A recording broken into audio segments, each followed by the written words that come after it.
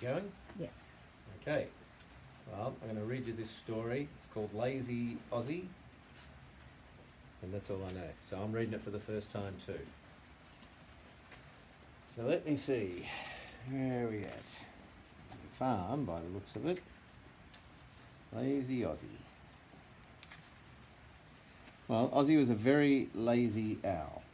It's time you tried to fly, said Mother Owl one day. But Ozzie just said, "Oh, do I have to?"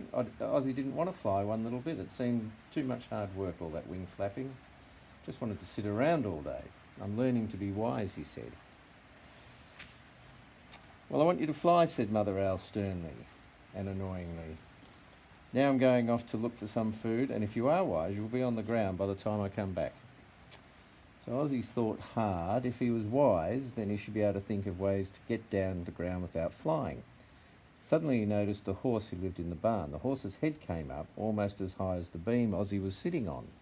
Ozzie had an idea, which I think I know what he's thinking. "Help, help," he yelled. "What's the matter with you then?" said the high horse. "It's an emergency," shouted Ozzie, jumping onto the high horse's back. "Take me to the cowshed." So the high horse took Ozzie to the cowshed. In the cowshed there lived a cow who wasn't quite as high as the high horse.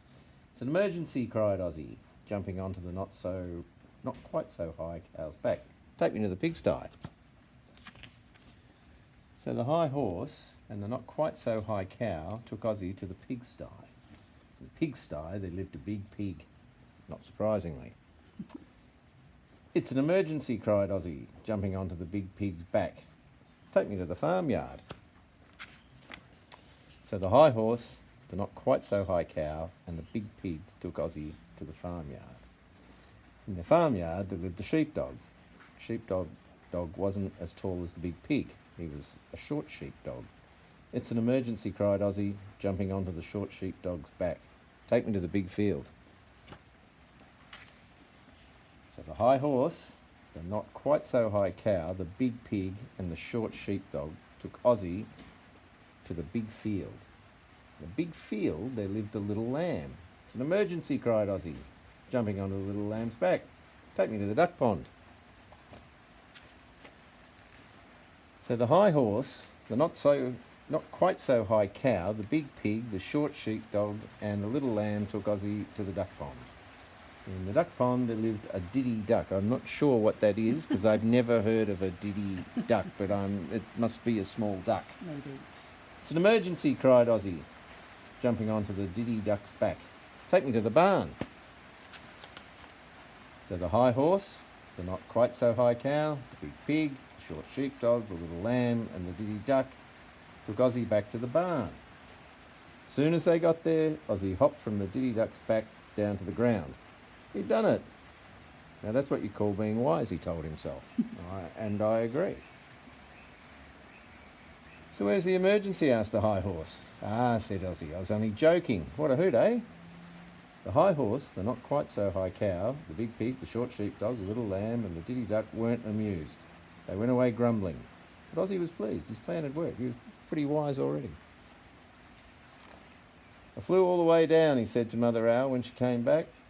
Mother Owl gave a big smile. "Well done, son," she said. Ozzie thought she was pleased with him.